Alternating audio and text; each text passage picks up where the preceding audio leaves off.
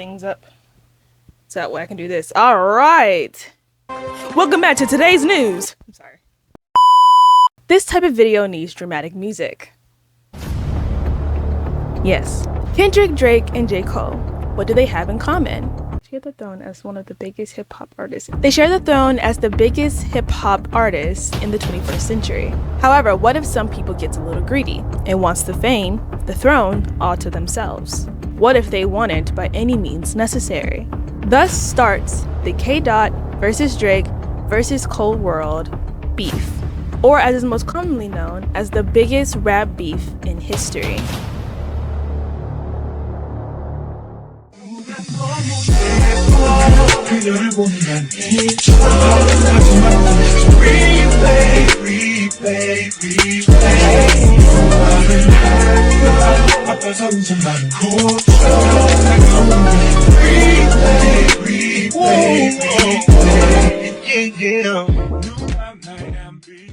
Hello, what it is, what it be. I'm the person y'all came here to see. Hello there, everybody. And it's for once not a K-pop video. Hello, my name is Allison Anderson, and welcome back or welcome to my channel. Woo! On this channel, I basically do everything, anything, and nothing all at the same time, which is introducing commentary, because a very good friend of mine, or I should say a brother from another mother, wanted me to do this video because of how popular the topic is. So, if you're watching this, this is for you. Even though I already had the idea planned, but you further convinced me to do this video, so all props to you, man. So if you have not been living under a rock like Patrick Starr and have actually been keeping up with what's going on lately, you would know that Kendrick Lamar, Drake, and, well, in the beginning, and J. Cole have been going on with a ongoing feud for the last 2 months-ish. Now, J. Cole used to be in this beef, but has pleasantly resigned. I am not one of those commentary people that will tell you everything in very much great detail, chronological order, and the reasonings behind said beef. I'm just here to give you my opinion on it, because I just thought, why not? Why not jump on why not just jump on the bandwagon of making content of this beef, because this beef is gonna be with us for a while and it's gonna be in history, so why not just being part of history, you know what I'm saying? Like, it'll be dumb of me for not doing that. So here we are. However, if you don't know the beef, there is other channels that actually does go in depth of this beef, but if you do want to just stick around and I still don't know, you know, I'll give you a little rundown, okay? I'm gonna give you a little rundown, okay? Not much. I'm just gonna give you the beef and the diss in chronological order. Not in depth chronological order, but I'll just let you know how it started and where we're at now currently. Before J. Cole even got into this beef, Kendrick and Drake has been kind of beefing with each other for a couple of years now, saying some, you know, slight jabs here and there in their music, especially with Kendrick Lamar in certain aspects of his music, or however that went around. I'm not going to get into that. Just know that this beef did not start with first person shooter or with like that. It's actually been bowling over and over to the point of like that, and that's why a lot of people have been saying that it started with like that. It really didn't. It's been going on for years now until this point. But it sparked with first person shooter. Drake made a song with first person shooter with J. Cole, stating a line that him, J. Cole, and K-Dot, Kendrick Lamar, is the big three of hip hop, or is kind of asking about it in a sense. You know, you can, editor me, you can put the lyrics on the screen so that way you can have context. But Drake basically stated that all three of them is the big three in hip hop. However, half a month to a month later, Kendrick responded his verse with Future and Metro Booming on the song Like That, basically saying there is no big three, it's just Big Me. Remember in the intro when I said that somebody might get a little greedy and wants the throne to all themselves? We can basically safe to say and assume that it might have been Kendrick that so-called wanted to put the beef back online. That's just my humble opinion anyway. But that's basically how this started, and this is how the back and forth began. J. Cole responded back with his song 7 Minute Drill on his album Might Delete Later. However, in a tour show or something like that, He actually retracted this diss track, retracted meaning like he deleted it, and apologized, saying that this just doesn't feel right in my spirit. I don't want to really partake in this beef, and basically just left the beef alone.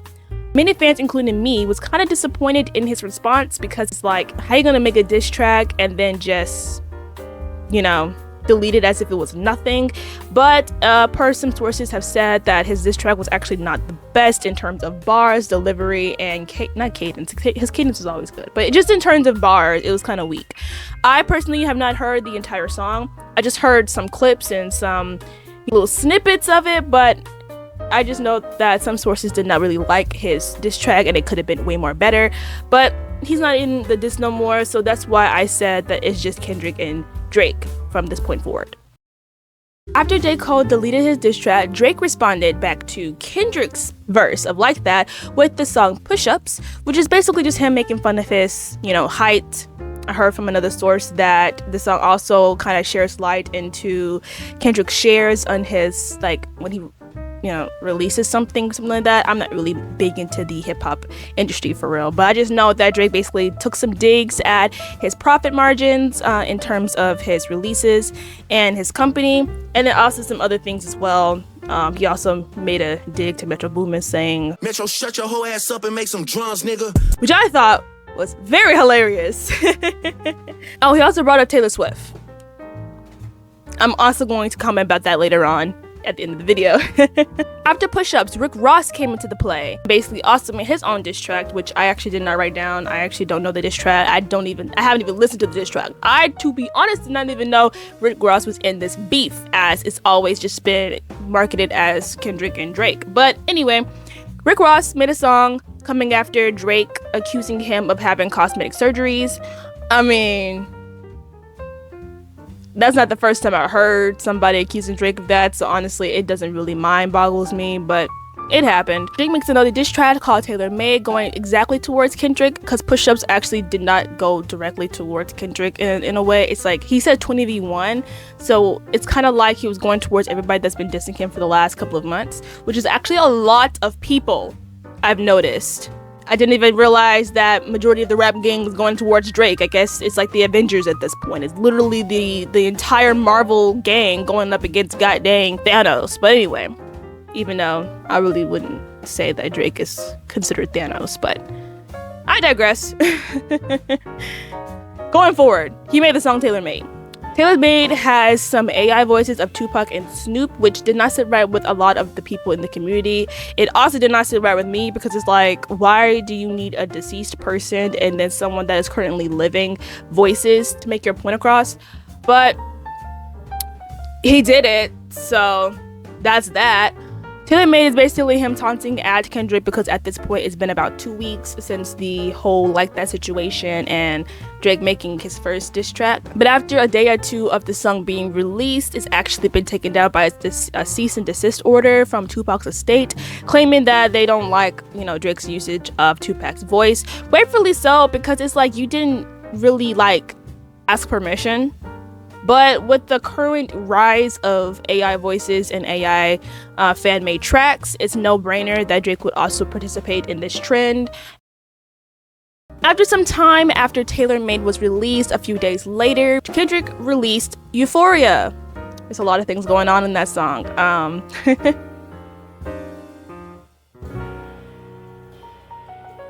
Also, to add, Euphoria is also the HBO hit show with Zendaya. And I didn't even realize until recently that Drake was the executive director for Euphoria. So it's kind of like a play on words type things. Do with that information as you will. After dropping Euphoria, about 2 days to a day later, Kendrick released another diss track called 616 in LA.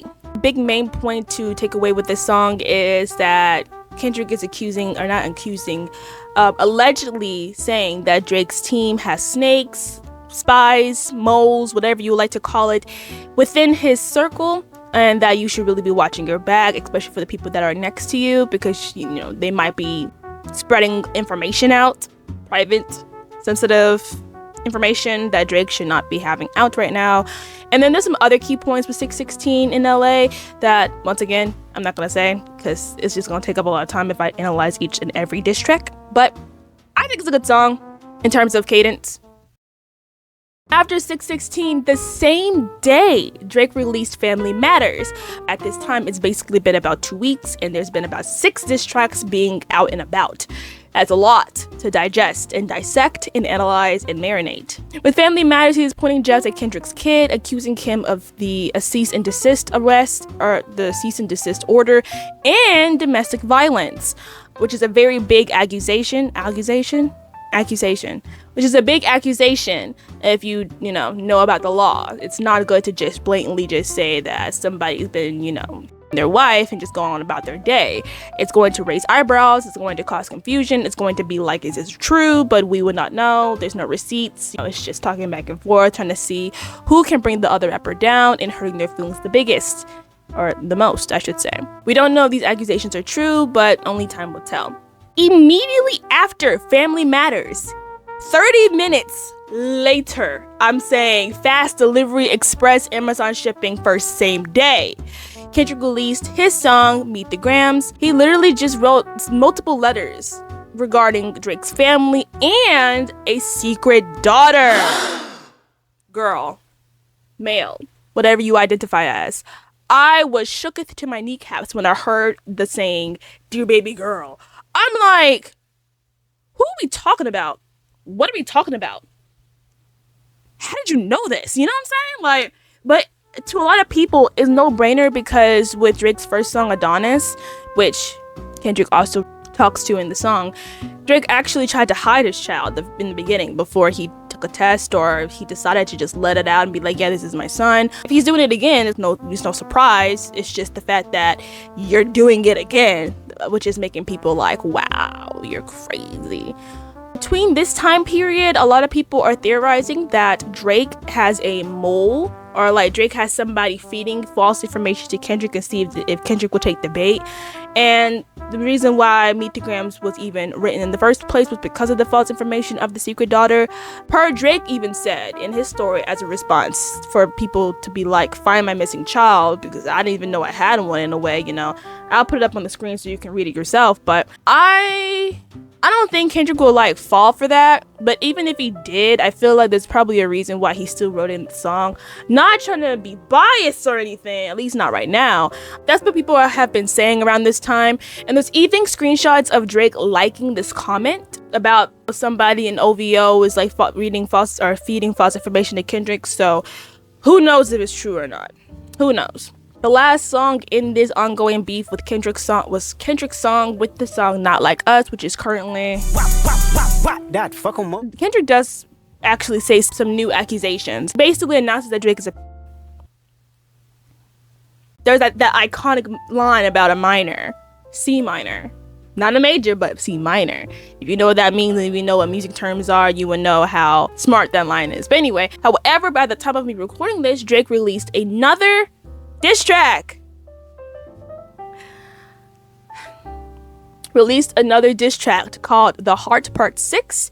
I don't even know what the other 5 parts are. I'm gonna be so real with you. I didn't even know there was a part 6. Didn't even know there was part 1. But he released The Heart Part 6 last night. I actually got on Twitter this morning to see what they was talking about. And there is some... So, what is my response to the entire beef?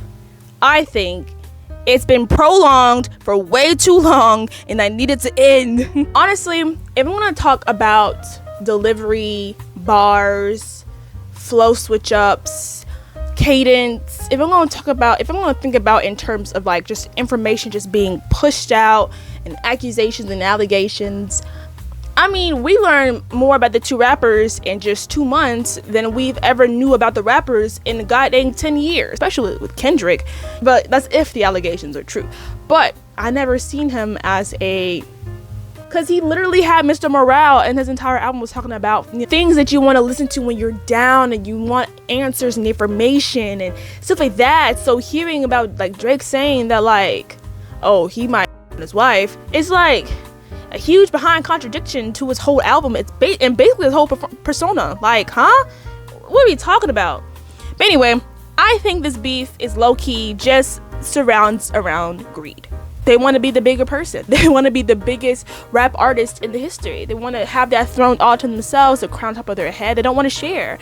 And I think that's what made Kendrick just have the little two-piece that he said in like that. Like, there is no big three. It's just big me. I'm the person that should be the top person in the rap game, not you guys. I don't want to share. That's how I feel the whole morality of this entire beef.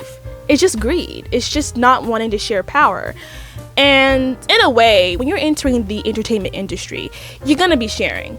Like, you're gonna be sharing views, you're gonna be sharing popularity, you're gonna be sharing just the public in general. There is no, you know, I get this section of the public, you get this section. I mean, those are called fans, but those fans are not gonna just listen to you. They're also going to go and listen to other people, either against their will, like on the radio stations, or maybe they just want to try and find some new artists.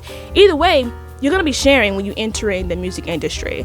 And I guess for Kendrick to be like, there's no big three, it's just big me, I guess trying to like boost up his ego type thing, I understand that. There's still women to this day saying that they're the queen of rap, like saying that they're like the pioneers of rap. I did this, I did that type thing. Like there's also women that just doesn't like to share. But do I think the beef should have ended? Not necessarily, because if they did end the beef quite early, I think like I wouldn't get this great song called Not Like Us, because this song's amazing. I'm ready for it to hit Spotify. Like, that's how good the song is. I want to bang it in my car. Do I think Drake should have stopped responding after Meet the Grams? Personally, I said yes, especially with a lot of those accusations being towards Drake in that song. It's just like you just have to marinate. You have to think this through. You're telling me about all these cases that I've been doing, and cases that I kind of just turn a blind eye to, the selling of in the woman and all these accusations that Kendrick placed in that song, and not even in that song, 616 and not like us. It's like, what the heck can you say after all of that? Like, someone's probably doing a defamation to my name right now. I really should make a bigger response than just making another diss track. But alas, he made another diss track, so I don't even know what the song is about. I will listen to it after this, you know, after me talking and all that good stuff, because I genuinely want to know what his response to, you know, the accusation of him being a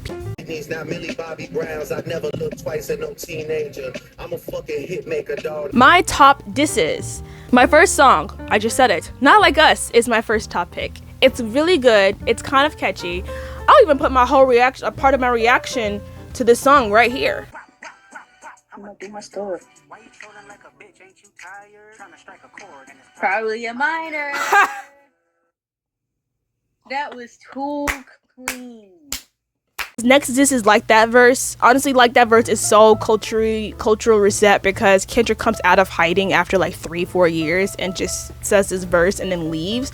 Like, obviously he's gonna pull some heartstrings, because like, dang, where you been? And two, why is this so good? Why are you not dropping an album right now? I still sing that verse every time it pops up. It's really good. It's just chef's kiss. 616 in LA is next, and then immediately after that is Meet the Grams. The only reason why Meet the Grams is not my top diss is because it's just so mellow. It's kind of vulnerable. It's like, that diss is really, it's personally directed towards Drake, and I just feel like I shouldn't enjoy it. It's really not towards me. It's not my feelings that I need to be feeling right now. It's too personal for Drake for me to be like, I like this diss a lot. It's not even a diss. It's more like, you need to review your character, and this is I'm stuttering so bad because I don't even know how to respond. In the beginning, it was my top diss song, but after listening to the other songs, especially to the part where he gets to Drake and his voice starts to rise, it's just like, you can tell Kendrick low-key kind of cares for the man, in a way. Even though in that one song he was just like,